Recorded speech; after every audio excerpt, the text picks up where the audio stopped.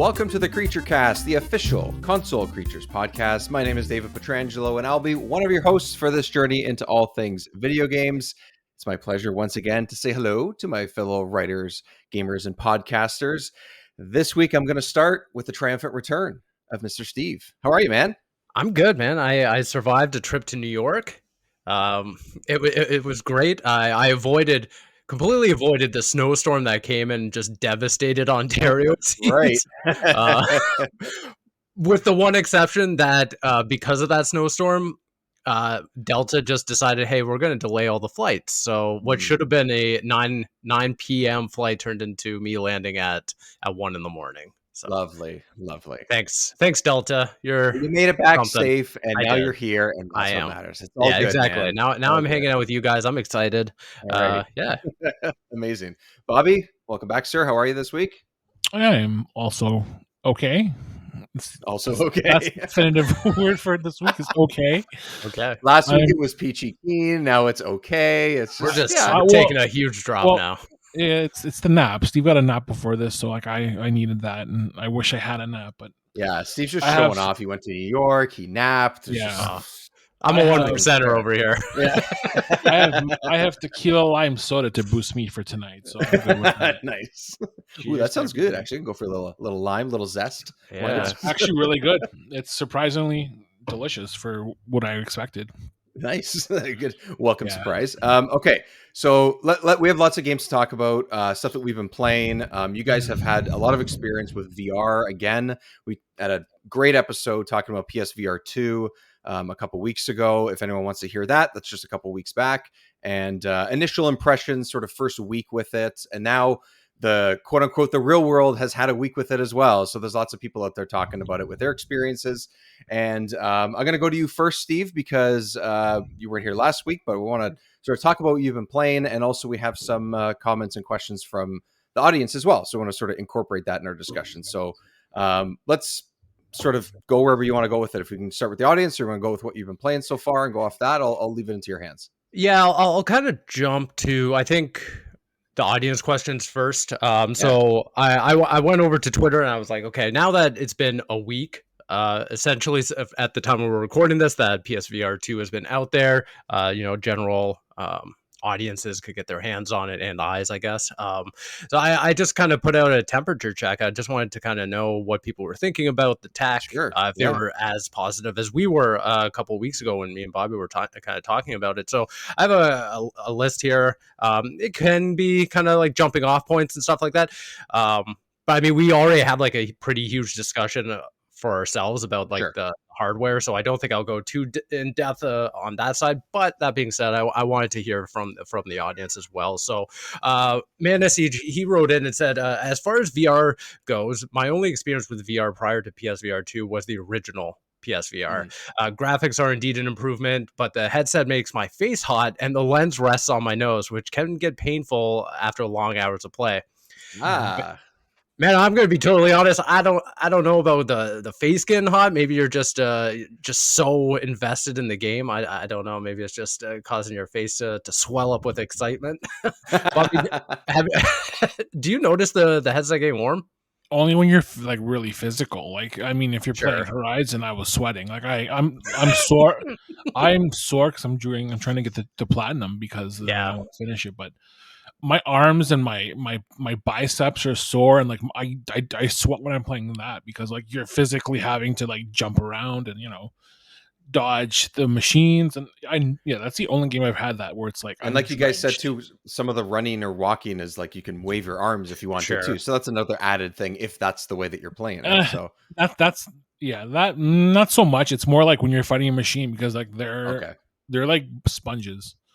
Like I went through all my arrows like twice. I went through the blast chiller a couple times. Like I ran out of ammo and I was like drenched by the time I was done fighting the Thunderjaw because like it's frantic, right? And if you're not keeping up, like you're dead. So there are certain games like that one for sure. Synth Riders is kind of like Beat Saber, which you have to move. So like that one for sure. I would notice getting hot, but like Kayak VR, What the Bat. Like stuff like that, it's just very like you're in one place, you're kind of moving around, but it's very like relaxed, very passive. Yeah. Yeah. No, so as far as the resting on your nose thing, I know that or certain I've parts of your noticed face, that. whatever. Yeah, that's happened. I've had that.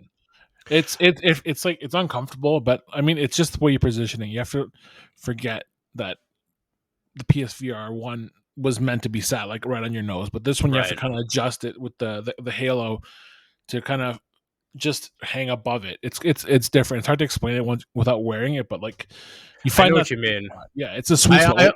I also wonder if it has to do with the dial for the lenses. Like if you adjust it so that it's just like the lenses aren't resting on your nose and they're more just spaced out. Yeah, spaced out. Maybe that's a solution. I'm not too sure though. But the other solution is if you're getting sweaty, wear a bandana or something to cover your forehead, because I noticed like there's just so much sweat coming out of it. You gotta just mop up that. Mop it up. Mop it up. Yeah, it's mop up that's there you go. Our solution to problem 1 is mop it up. It is a problem. I mean, I can see it being a problem for like for when there's more intense games. Like Resident Evil, even Resident Evil, I didn't really have that. Like Resident Evil, I'm trying not to move too fast because like things are flying out at you and it's terrifying. So I will say, I started sweating playing GT7 and Resident Evil Village only because they're so exhilarating. GT7 is happening right now. Driving a car in 4K with like the haptics is life changing. I think it's probably the killer app for PlayStation VR 2. I thought it was Horizon, but I can't go back to playing GT7. No, without VR. I'm right there with you. VR Damn, nice. Yeah, it's incredible. It is legitimately the best thing let's put it this way. I got the same feeling I got playing Mario 64 or like Legend of Zelda Ocarina of Time, like that wonder and just like excitement of playing something for the first time in a new way. Yep. It's that kind of game. And I want to get to that when we start talking about games specifically, because I have a lot of similar thoughts about that as well. I can't stop playing. I've been playing it basically every night between everything else I'm reviewing, just to get a couple hours in, because it's so much fun. Quick one here. Dorgan writes it. It says, as long as I don't play Horizon, I remain upright and unbruised. I have many bruises right now. I just want to play it. Yeah, I'm not really sure.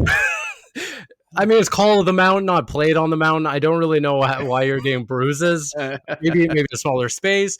Oregon, I'm just gonna suggest maybe clearing out the haptics.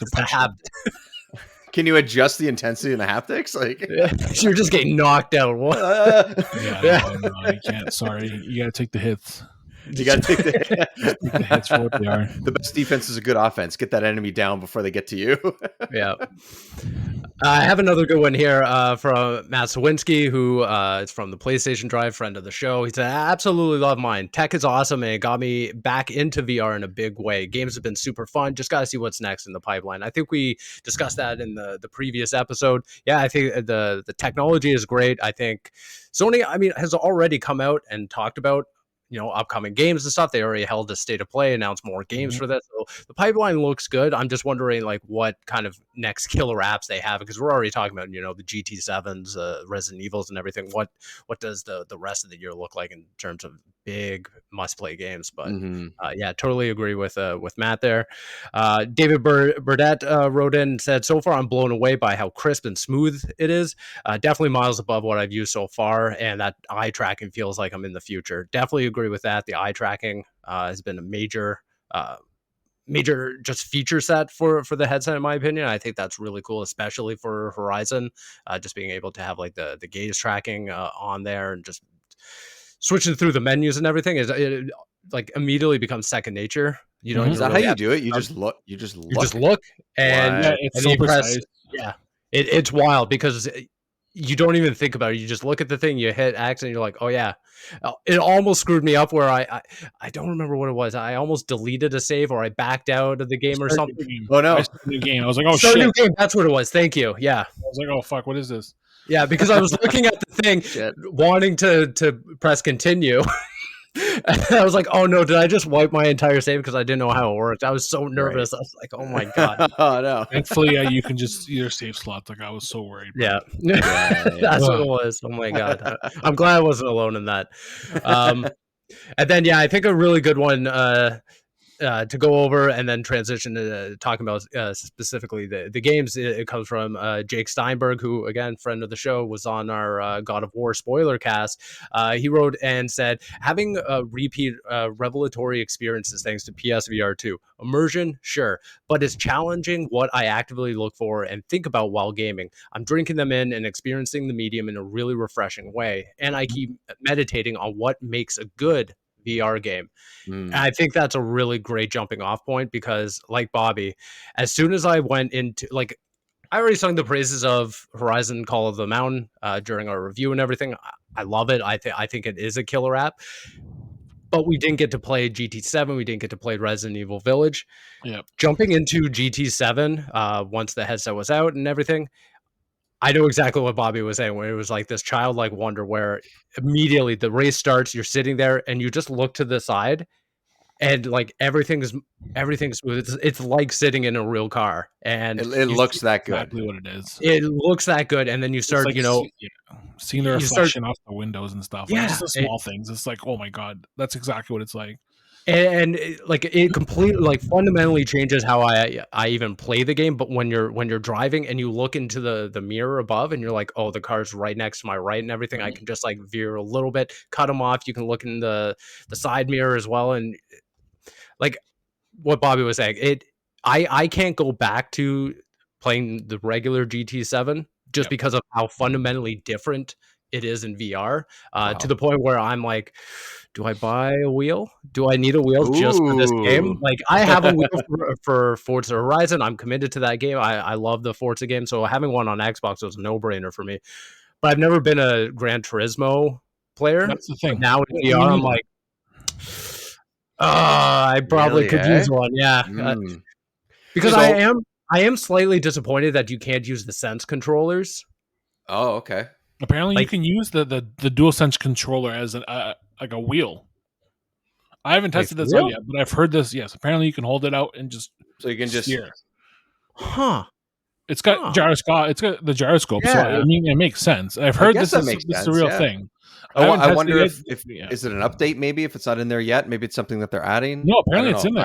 I've seen people say they've tried and it works. I mean, we're gonna look confirm it now. So Steve, while you look that up, my question, I guess, to both of you guys, but Steve, while you do some research, and I can ask Bobby to start. But so if this isn't, you guys, for both of you, this is not necessarily your kind of racing game. It isn't for me. It hasn't been since like 2, when like everyone in the world seemed to be playing that game.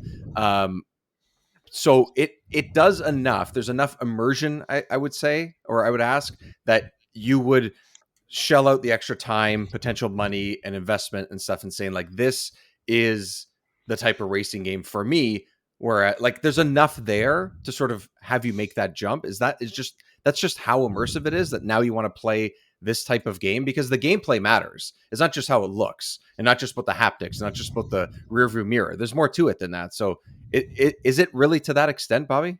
Yep, 100%. I'm not even going to sugarcoat it. It is. It's so amazing just sitting there, and you can feel like just the sense of speed as you're driving, or if you're drifting, you can like feel the haptics in your headset and your control, and you're feeling all of this coming together into this moment where you're like, now I know why these games are so incredible, and I understand why like Sony wants to continue with VR, because like this is a perfect like bookend to a console. Like, you have your console and then you have the extension, which is the VR.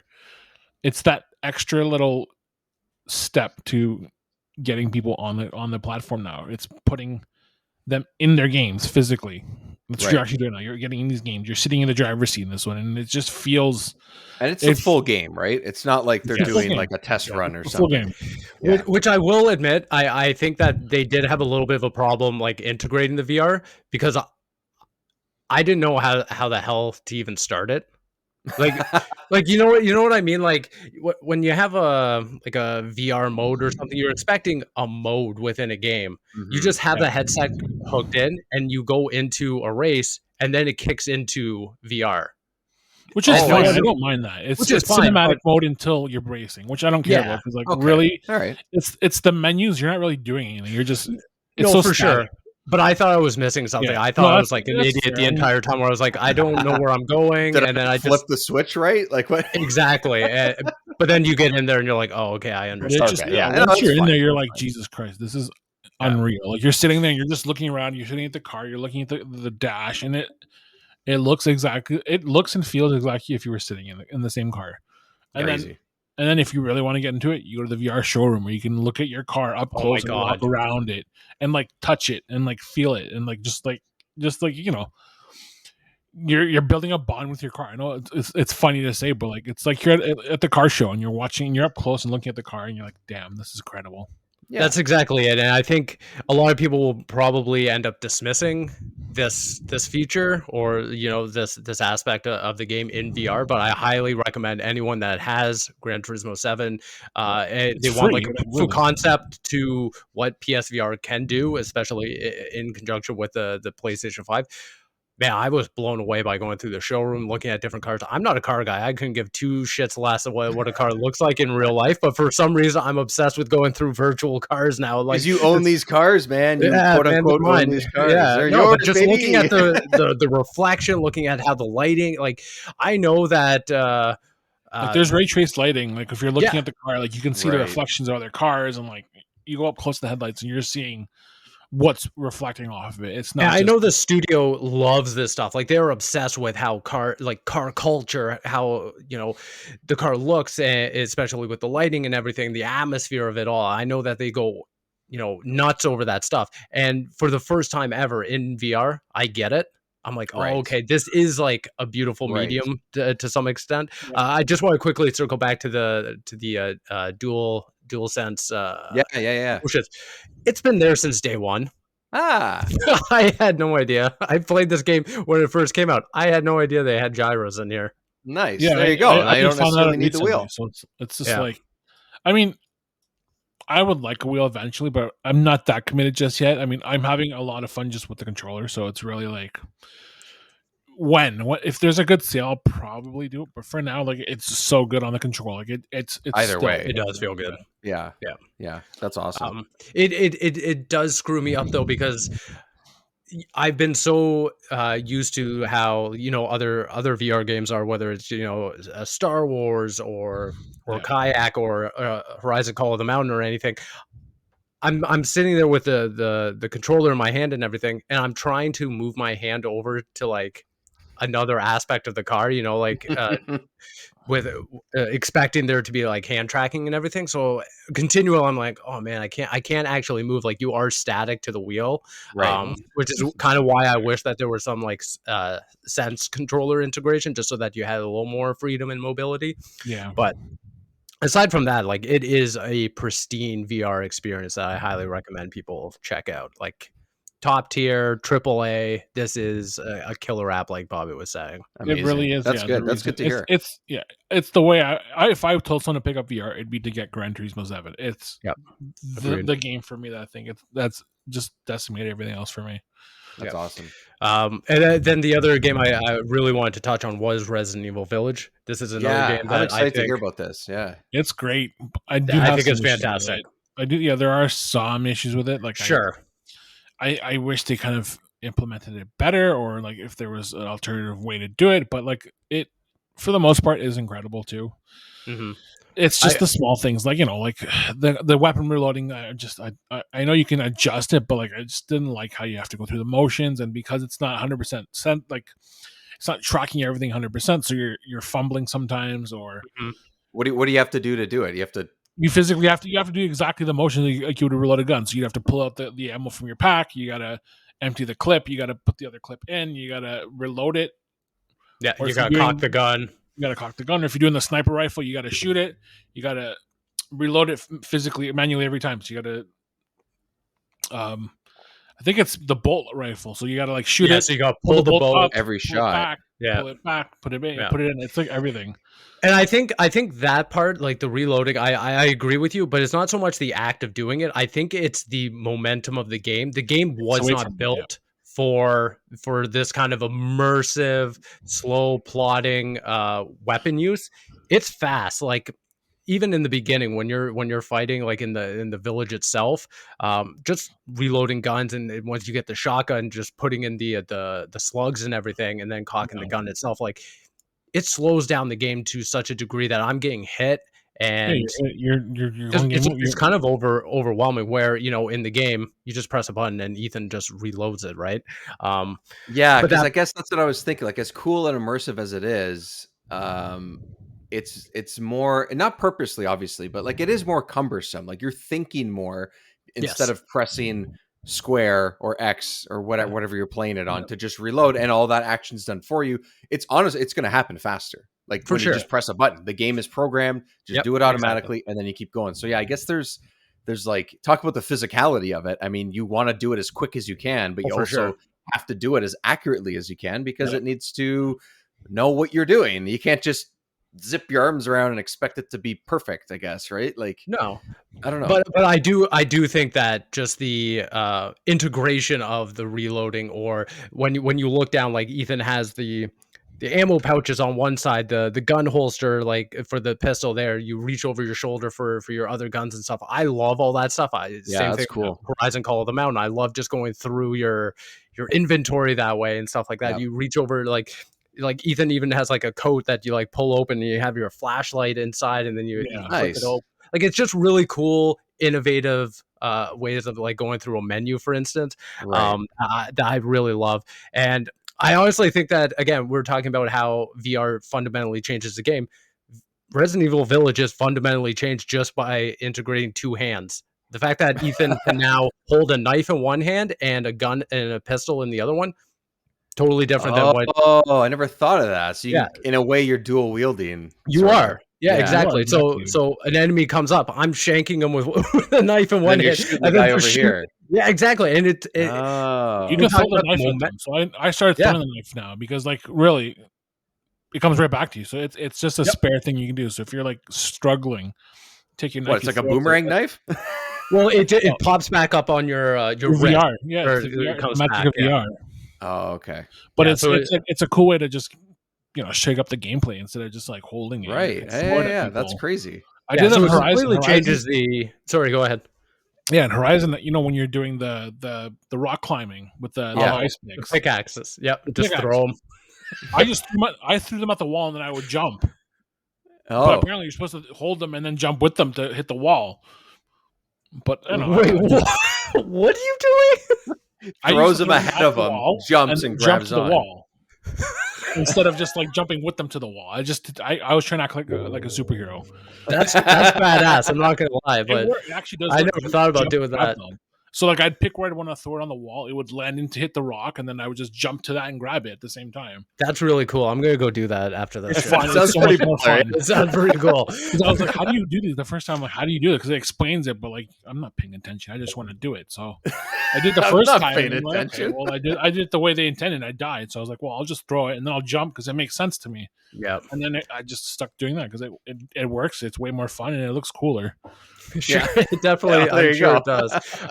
Speaking of looking cooler, Resident Evil Village, the Lady Dimitrescu's castle has never looked cooler in my life.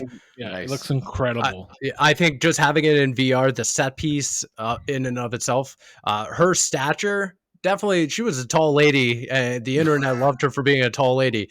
Just wait till you see her in VR, because holy shit, like the scale and everything, like it's wild. I know this game inside and out. I think I've beaten it now, like played through it and beaten it, I think 3 times. But even going through it in VR, there are moments that genuinely terrify me.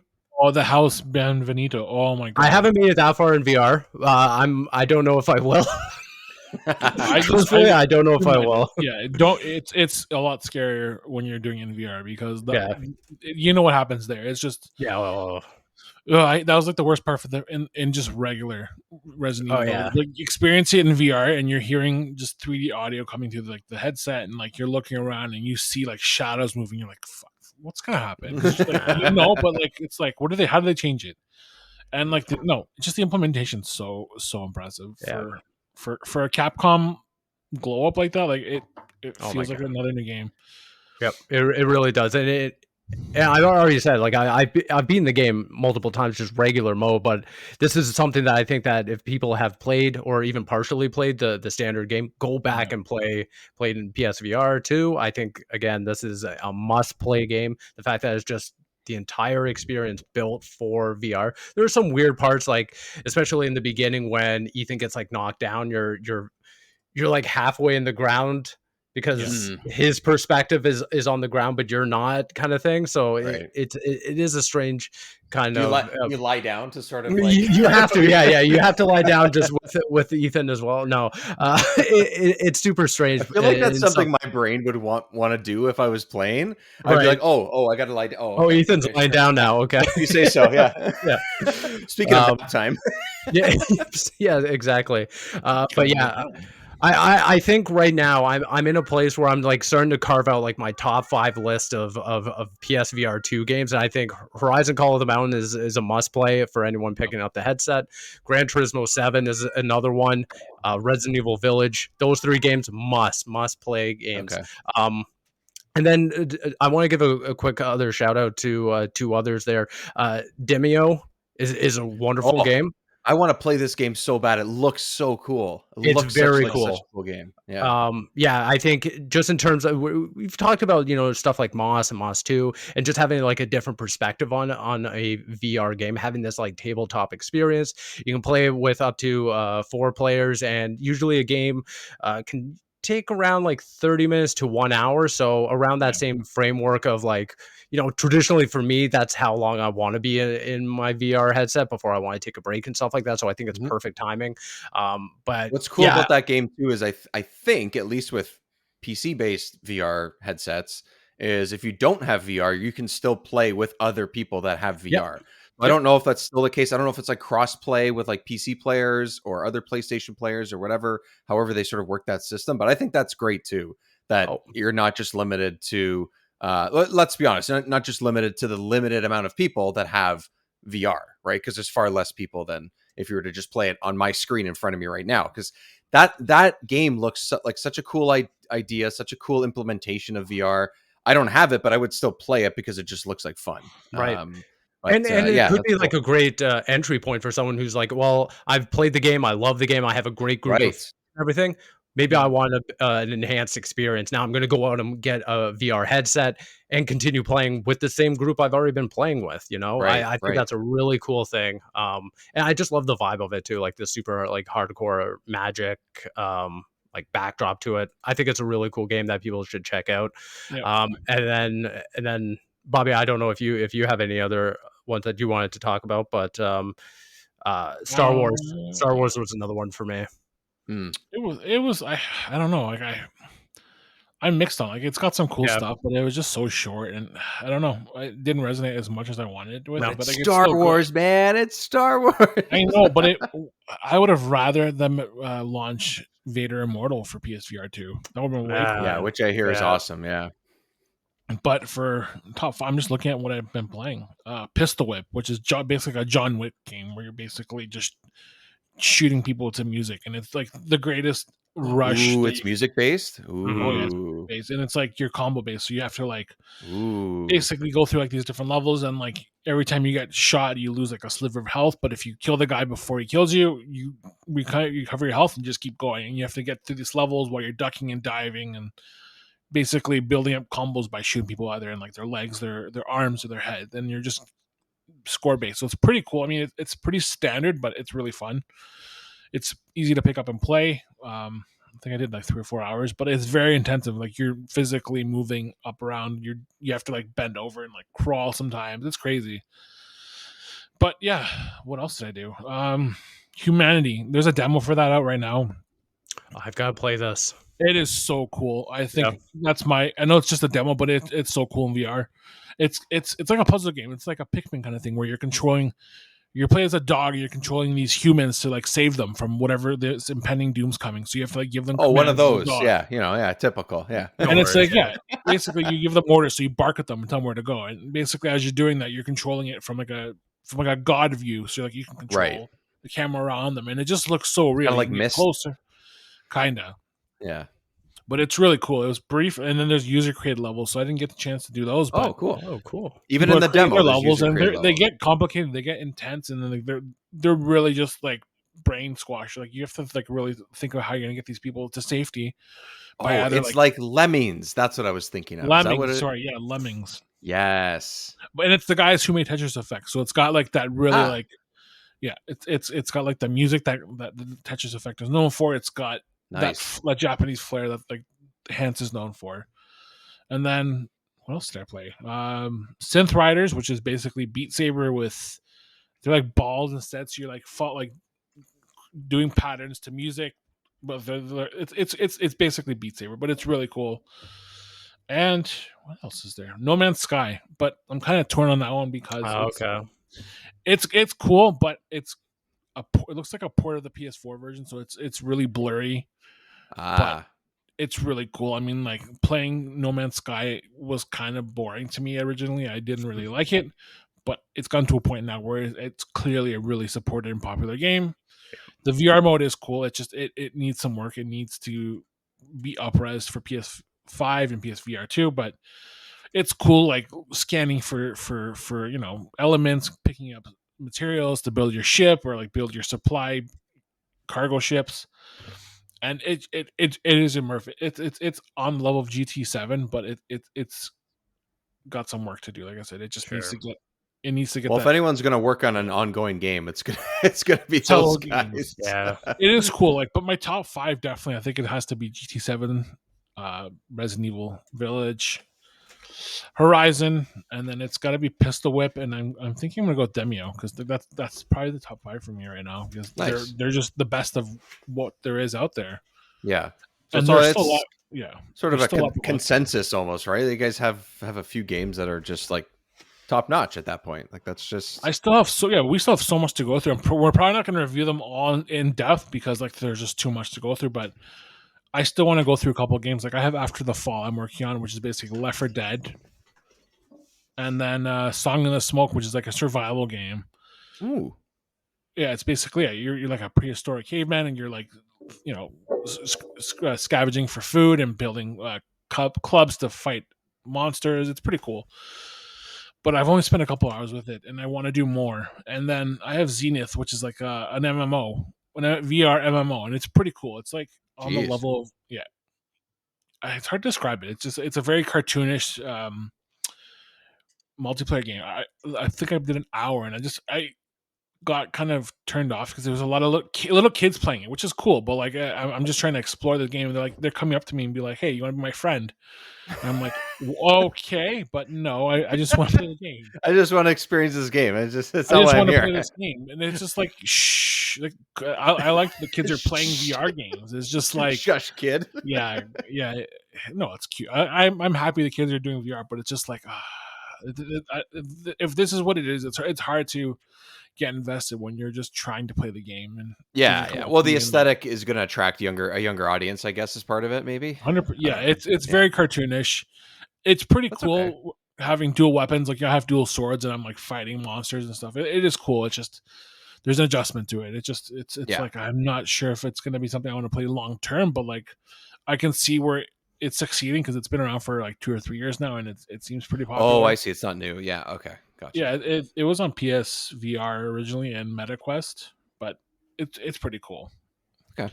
All right. There's just so much to cover. Yeah, we'll come back. We're gonna keep checking in and seeing how you guys are doing with the VR stuff. Steve, you're in and out. You good? You back? You're good. I think so. You're there. Yeah, you're fine. Yeah. That's okay. Right. Oh, cool. You're good. We're good. All right. Cool. Sweet. Cool. So I want to mention a couple of games that I've been playing. One of them, the review will be up this week as well, and another one is a remastered game. Yes, that's right. I have also been playing Metroid. I am playing Metroid Prime Remastered.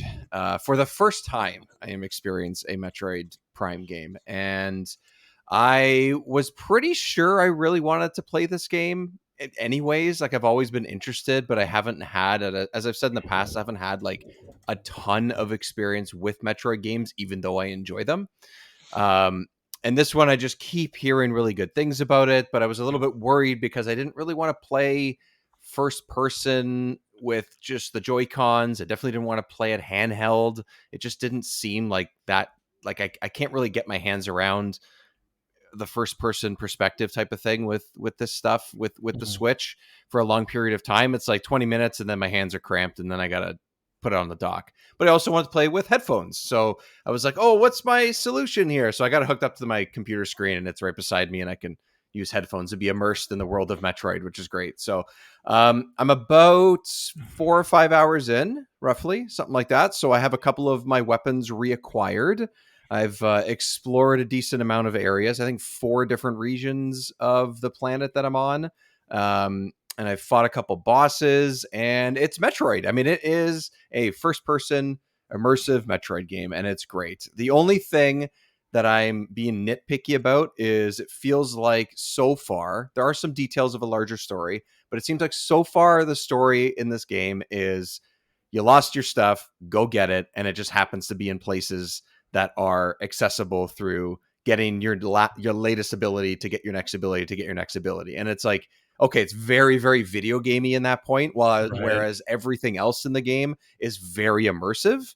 So it's sort of like this give and take with that. But that's just what a Metroid game is anyway. So it's not really a huge complaint or surprise, I guess. I don't know why I was expecting something different, but there are the sort of native, the name is escaping me now, native race and civilization that is sort of like buried. Planet. Yeah, that's it. Yeah, exactly. So those guys are you can find hints of their written work and their civilization and stuff, and you're sort of trying to help them out, I guess, in a way. So that's all there, and I'm uncovering it piece by piece. So that's kind of cool. So I think that's going to pick up a bit.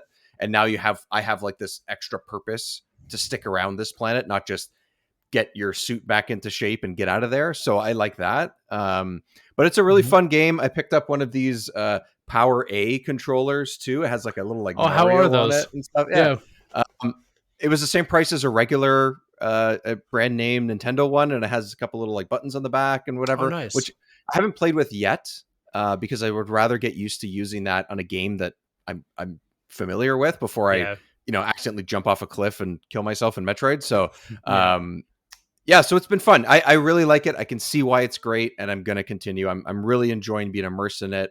The sound is great. The updated visuals, I've sort of seen comparison videos, definitely a big difference.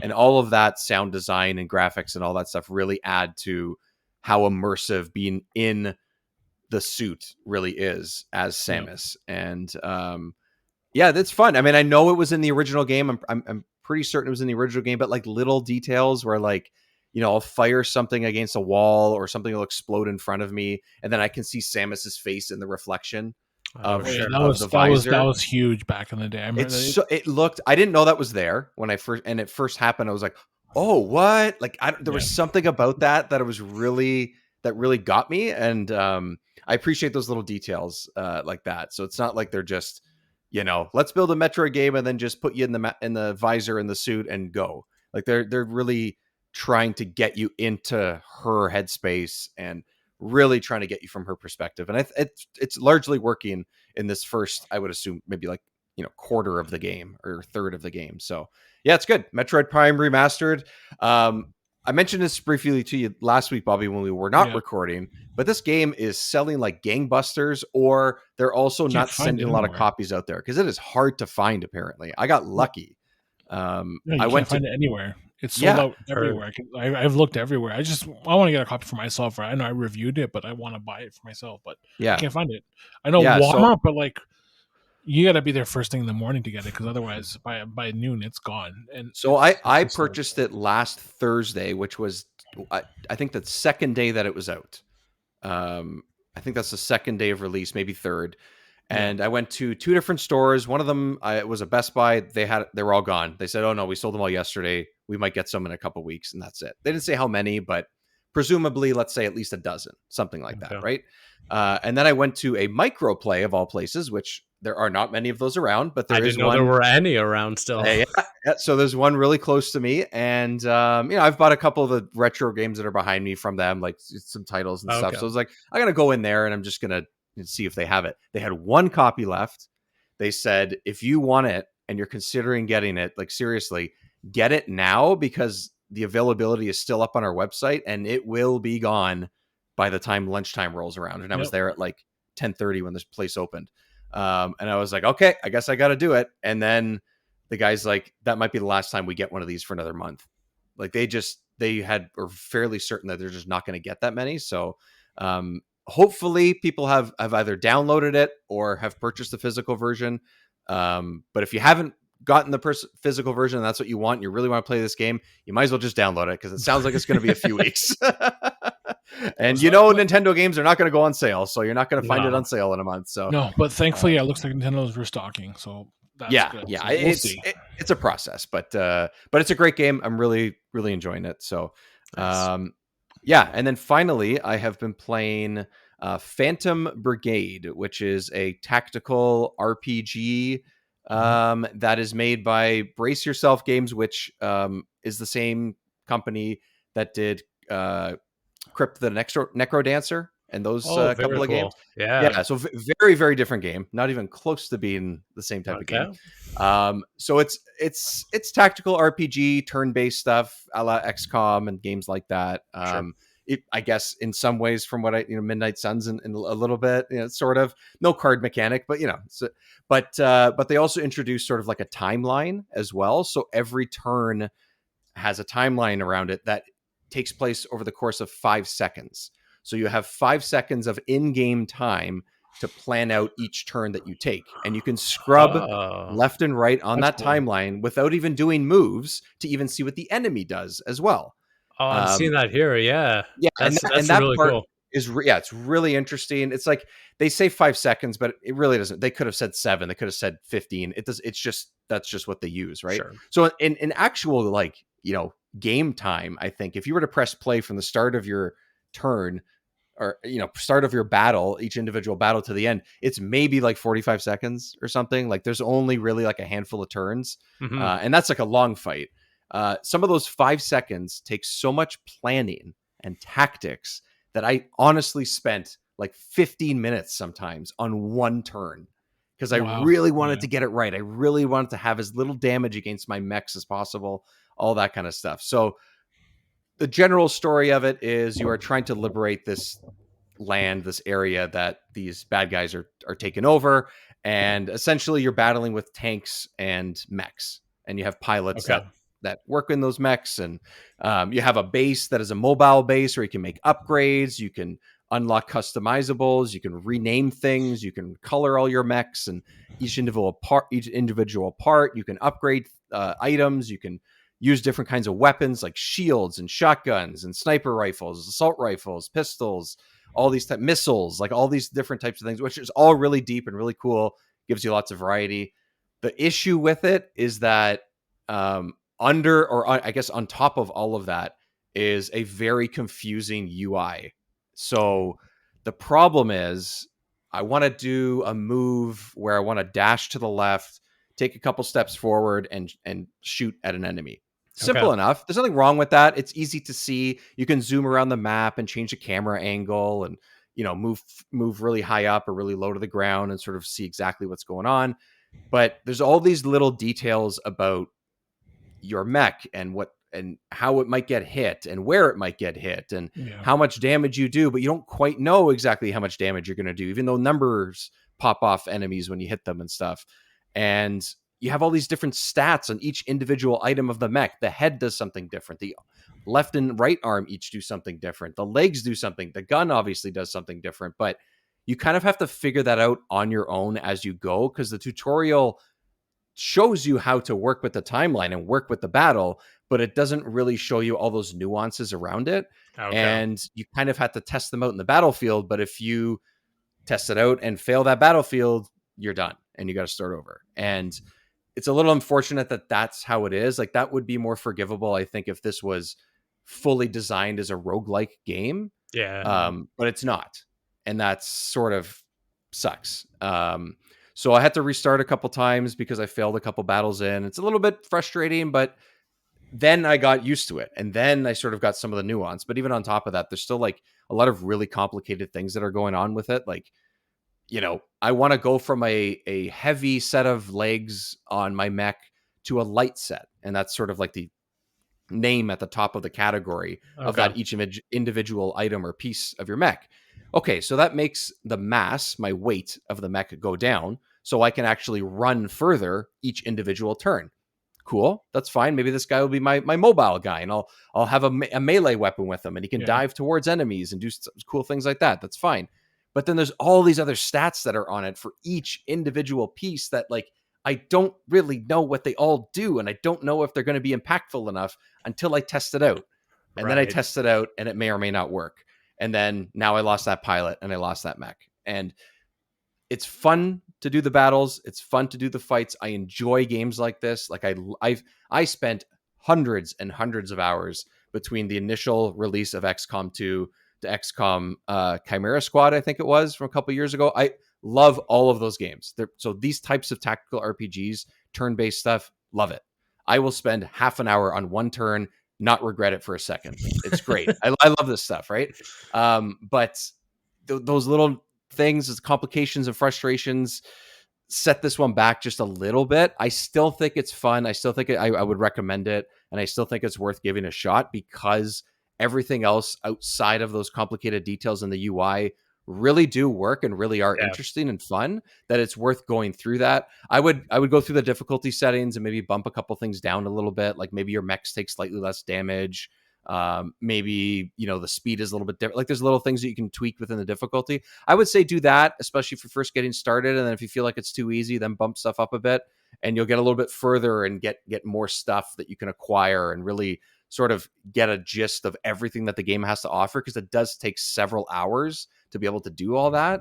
And that's somewhat common, but it takes a little bit too long and a little bit too much failure in order to reach it. So I would still recommend Phantom Brigade. I think it's really fun, especially if you're into tactical RPGs. Just keep in mind that there's a lot of complicated things that might bog down the experience from time to time. So I think it definitely looks cool. I like the vibe of it. I think that what you're saying is the kind of difficulties that some players might run into is kind of just a brace yourself games kind of thing. Because even with Cryptid the Necro Dancer and stuff like that, it is very much okay. Try it out. If it doesn't work, it doesn't work. Like their games, as far as the ones I've played, are inherently new, different in some ways, so it does kind of incite players to just kind of do their own thing and roll with the punches to some extent. So to kind of see them come out and do a tactics RPG kind of thing, very bold of them to do. I think that's great, especially coming off the more recent games that they've done. But and it's really different. I mean, there's a lot of similarities still here with other tactical RPGs, but it's also does enough different things and there's enough different feel and story and things like that it's worth sort of investing in that as well. So I think it's good. It's just overly complicated sometimes, and I don't know why. It's funny. I was just looking at other reviews and everything. It seems like everyone's kind of on the same page. I was looking at a Polygon review, and they're like, "This game's great. It has a really great loop and everything, but it's just the UI." That kind of like there's so much detail, and I don't mean like little detail, like small text detail, like fine print. I mean like there's just so much nuance there, and it's great because it makes it deep. It's a deep game. It can be, the depth of it can be a little bit hidden within the menus, and in some way that's okay. In other ways, it would be nice if it was more at the forefront, and a little bit easier to understand, and maybe like a couple of those small details would be a little bit easier to follow and stuff. But Phantom Brigade and Metroid Prime Remastered both eaten up my past week, and I'm liking them both. I'm gonna keep going. Phantom Brigade, I didn't like fully complete every last little aspect of the campaign, but I got close, and I want to see how all the smaller details sort of flesh out. And then Metroid, I'm gonna keep playing. Probably take me another couple weeks, but I'm gonna keep plugging away at that too. I don't know. Now that I have this controller for the Switch too, I'm just like, what else can I play with this? And the first thing that came to mind is another way to not get hand cramps when I play Hades for the 5th time. Maybe that's what I'll end up doing, because I'm that guy that will just keep playing Hades over and over and over again until Hades 2, obviously. Until Hades 2, which it's probably going to be next year, just like they did with the first one. It's going into early access and whatever, but I will play the heck out of that game too. So now that I got this comfy controller. And I'm just planning out my March. We've got Diablo, the beta coming. Yes. And Dave, I know you're with me on this. You're on the same level with the Diablo hype as me. Did you see what these guys did? Did you see what they said for the beta, the rewards? Yes, I saw a few of them. You Yes, I saw mean the there backpack are only a few of them. Yes, there is a /fanny pack type of look. Yes, with the baby wolf in it. there's a baby wolf being And I cuddled was, by essentially like a personalized hammock, I guess you could yeah, call it. yeah, kind of like a baby Bjorn or something like Yeah, that. And as soon as I saw that, I was like, these bastards, they you know exactly what guys. they know exactly what they're doing. And once the beta starts, it's going to eat away my life, because I think it was like it reached level 20, which I assume is going to be some sort of grind for sure. Yeah, it says Across the 2 weeks. 25. It says 25, and you can do 10 different characters, which is Cool. which Wow. yeah, I mean 10 different like I guess starts, I guess. Sure.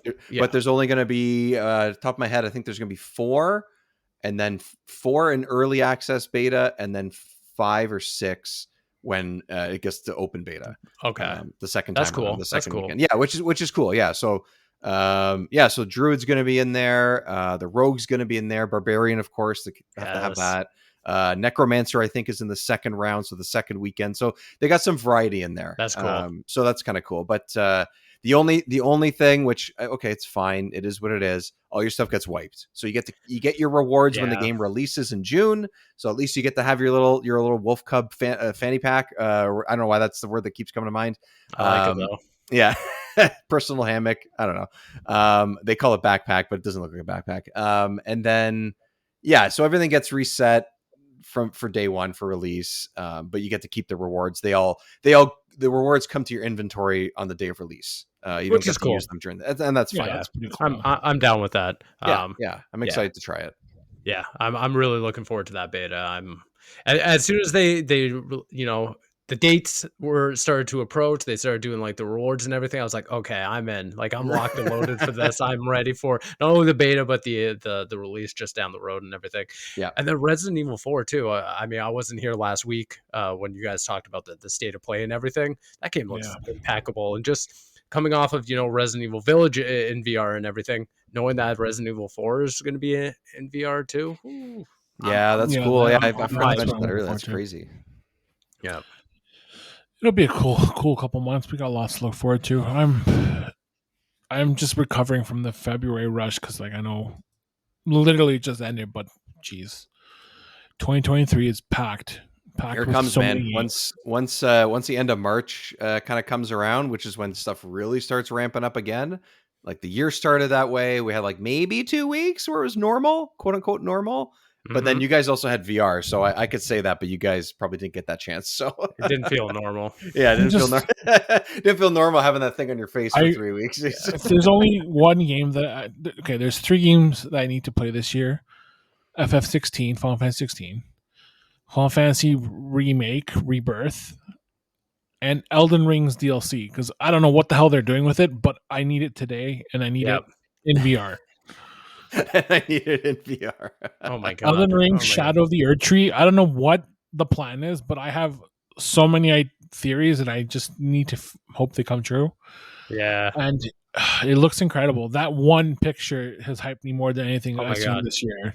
Waking up to that, I ascended to a new level of hype, because I don't like that game can literally come out, with the exception of maybe near Diablo, and I'll drop everything for it. Yeah, exactly. For that DLC. Like, yeah. And there's no release date yet for it, right?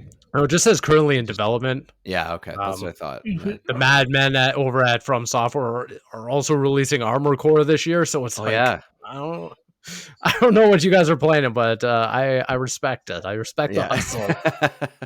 All I need is more Elden Ring. I need it all day, every day. Like, it's this game that has just like sat with me since it came out last year. Mm-hmm. It's just it's been in the back of my mind since February last year, and it's just like I always will jump in, go play it if I have the chance. Like, if I drop anything, it'll be to play Elden Ring. I think I've played like 4 or 5 times at this point now. I've cleared it. I've easily 500 hours I've put in this game. Yeah. It's hard not to. I mean, like literally, you can get a new build and you can do something completely different from your previous build. Like I've done magic builds, I've done sorcerer builds, I've done for sure samurai builds. Like you can do anything you want, and it plays differently every time. And then you have this, then you have the co-op, and you have the Coliseum. Now it's like it never ends. Yeah, and the DLC stuff could add more choice, or it could add a new couple of regions or areas, whatever they call it in the game. Like that's what that's what it looks like, because that area doesn't look like it's anywhere in the game. I don't know where that's been. No, I don't think that's anywhere in the current game. No, like the theories of who's on the poster as well is very interesting. So for people who are into the lore. I think also their verbiage, like in the tweet itself, calling it an expansion rather than a piece of DLC. Like I think the word expansion has a lot of heft and weight to it. I think that we're in for like a meaty a piece of a game here. It's not just going to be like, oh well, we added like this little section, a couple extra bosses. I think this is going to be something pretty big, especially because it's been over a year since Elden Ring's come out. Now we just crossed the threshold of its anniversary. So by the time it comes out, it's going to be almost a year and a half, I assume. So I'm expecting quite a substantial piece of content here. Yeah, seriously, I think it will be. It'll be substantial enough where it'll be like almost a full game. I think. I hope so. I'm excited for you guys. You know what, guys? I'm happy for you guys. I don't say that in snarky, like, oh, I can't believe you like that game. I just haven't played it, so no, I have no hype for it. So, I think honestly, I think at some point I will. I'm just not there, and eventually I will. And I was just saying to Steve before, there's 2 games specifically on my wish list that are now on sale, but they're also on PlayStation Plus Extra, which is like the middle tier, whichever the middle tier one is. So I might dive into a couple of those games, which includes Final Fantasy VII Remake. So I have said it multiple times on this show that I should and want to play that. I think this might be my time. So sometime in the next month, I would say, I think I'm going to dive into that game. So I think dive into it and try to beat it before the end of the year. I think that's I want to get to the next one. Yeah, I want to play the next one. That's really what it is. So it's definitely the best. I don't know. Remakes is a very, very fluid word these days. It's the best remake of any game I played so far, and that includes my biggest experience with remake is RE2, and I think that was amazing. Like that was great. RE is not even like really like my thing. Like I like them, but I don't play them all. I don't think they're the greatest thing ever, but like that game is awesome. It was great. The reason I say this is because it subverts expectations. It's not a 1-for-1 remake. Resident Evil 2 remake was literally 1-for-1. This does everything. For the most part. For the most part. For the bigger beats, it's the same game. But Final Fantasy VII remake, it subverted everything I expected. Like it went in a completely different direction. I wanted to put myself on the record to be like, to just call myself out again when I don't play it at some point, and I'd be like, oh, I said that I did. That's what I'm trying to like make sure that I actually do it. And I want to. I want to. I swear I want to. I swear.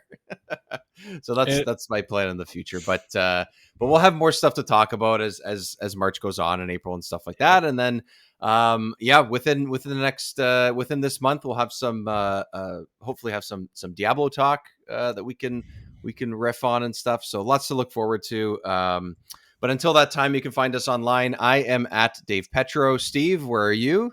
Yeah, you can find me across the internet at svigvari.